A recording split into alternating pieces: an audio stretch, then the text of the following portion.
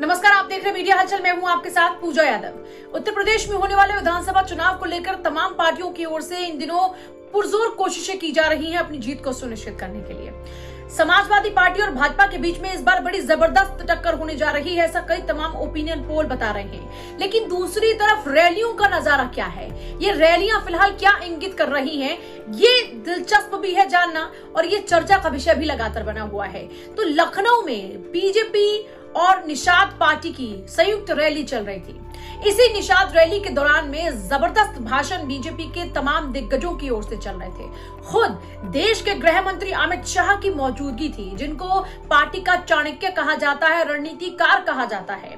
Party के रणनीतिकार की मौजूदगी में कुछ ऐसा रैली स्थल पर हुआ जिसके बाद पसीने बीजेपी के छूट रहे हैं और बीजेपी को भी सोचना पड़ रहा है कि रैली स्थल पर यह आखिरकार हो क्या रहा है।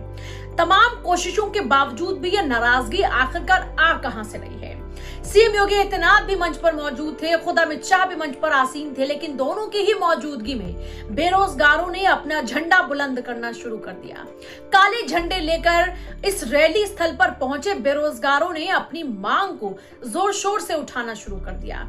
ये 69,000 वो युवा बेरोजगार है जिनको अब भी अपने रोजगार का इंतजार है और आरक्षण में भ्रष्टाचार को लेकर ये लोग यहाँ पर डटे हुए थे।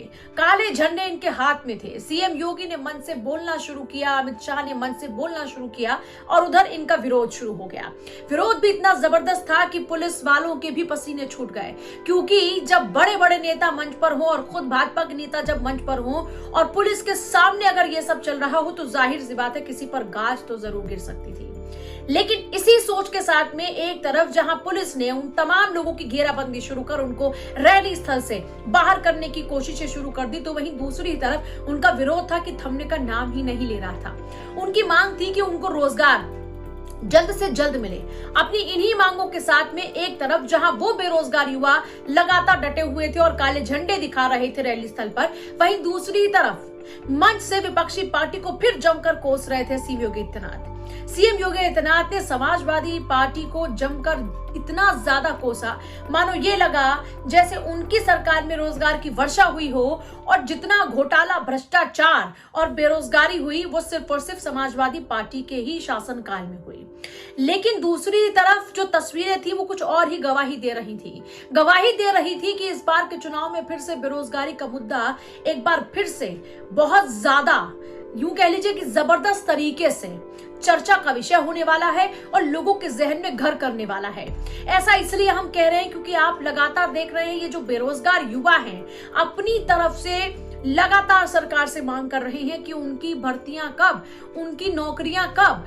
और पिछले कुछ दिनों में विपक्षी पार्टियों ने भी इस बेरोजगारी के मुद्दे को कुछ यूं लपका है कि अगर 1.5 साल को आप गौर से देखते हैं तो इस 1.5 साल में बेरोजगारी के मसले को इतना जबरदस्त तरीके से विपक्षी पार्टियों ने उठाया।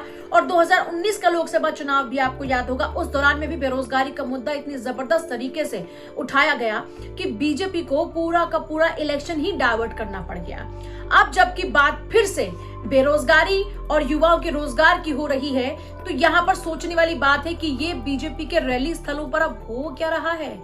यहाँ जब युवा इतने जबरदस्त तरीके से सरकार की घेराबंदी कर रहे हैं और सरकार से सवाल पूछ रहे हैं तो विपक्षी पार्टियां इस मुद्दे को लपककर सरकार की कितनी ज्यादा किरकिरी कराने वाले हैं, ये भी देखना बेहद दिलचस्प होगा।